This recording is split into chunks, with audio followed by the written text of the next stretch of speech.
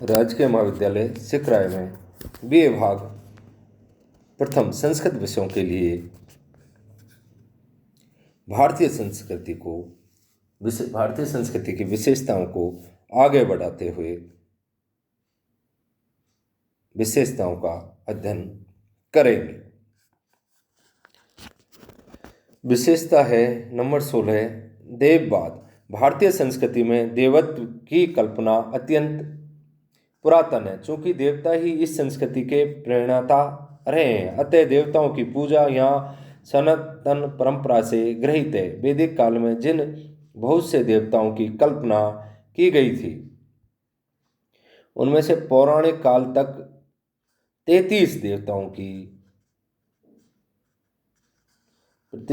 देवताओं की प्रतिष्ठा मिली थी। तीन प्रमुख देवताओं ब्रह्मा, विष्णु, महेश को आदि देव माना गया था। अनेक देवी देवताओं की मान्यता होते हुए भी एक परमेश्वर की मूल तत्व के रूप में कल्पना की गई थी। एक एवाग्नि बहुधा समिद्ध एक है, सूर्यो विश्वमनु प्रभूत है। एक एवोसा सर्वमिदं विभाति, एकं वा इदं प्रभु सर्वम, ऋग्वेद में बताया गया है।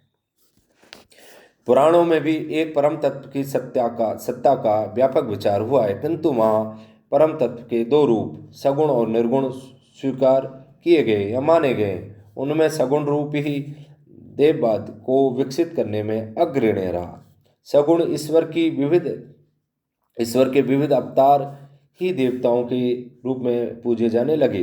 कालांतर में देववाद की बढ़ती प्रवृत्ति के फलस्वरूप मंदिरों में मूर्तियों का प्रचलन बढ़ा, मूर्ति पूजा का प्रारंभ हुआ।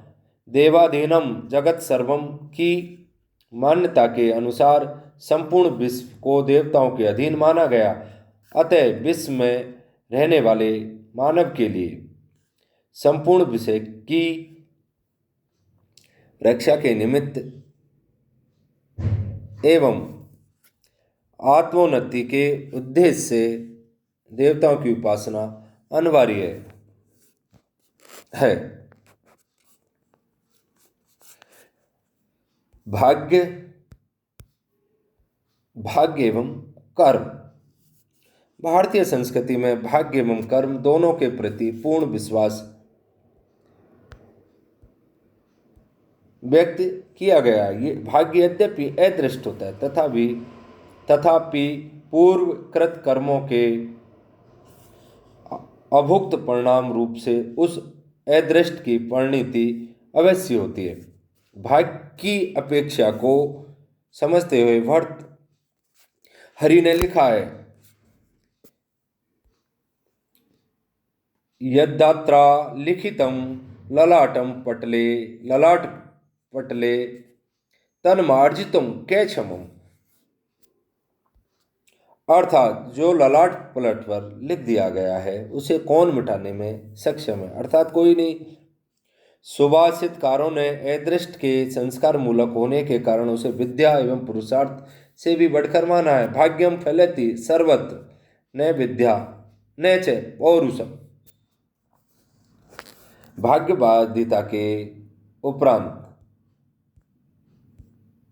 मानव को कर्म करने की प्रेरणा दी गई है। भारतीय संस्कृति में कर्म एवं कर्मफल के बीच अन्योन्य संबंध माना गया है।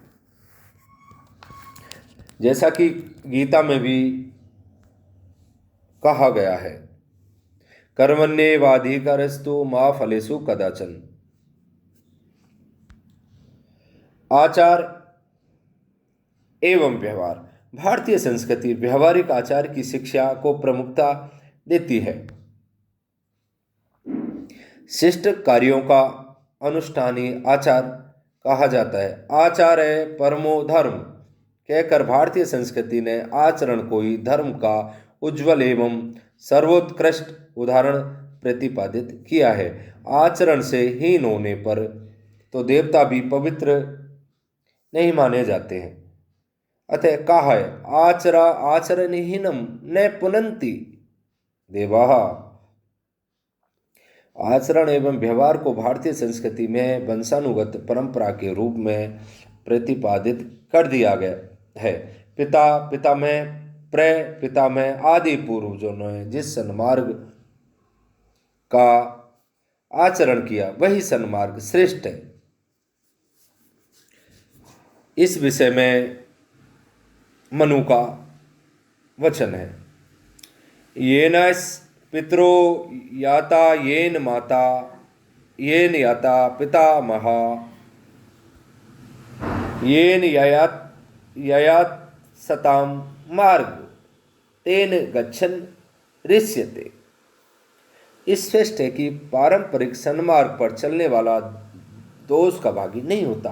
व्यवहारिक दृष्टि से आचार के इस स्वरूप को सदाचार कह कर प्रतिष्ठापित किया गया है। याज्ञवल्क्य ने देश व कुल के अनुसार मर्यादाओं के अनुरूप आचार की बात कही है। यस्मिन् देशे ये आचारो व्यवहार है कुल स्थिति तथैव परिपाल्यो असो यदा वंश मुपागत है। धन्यवाद।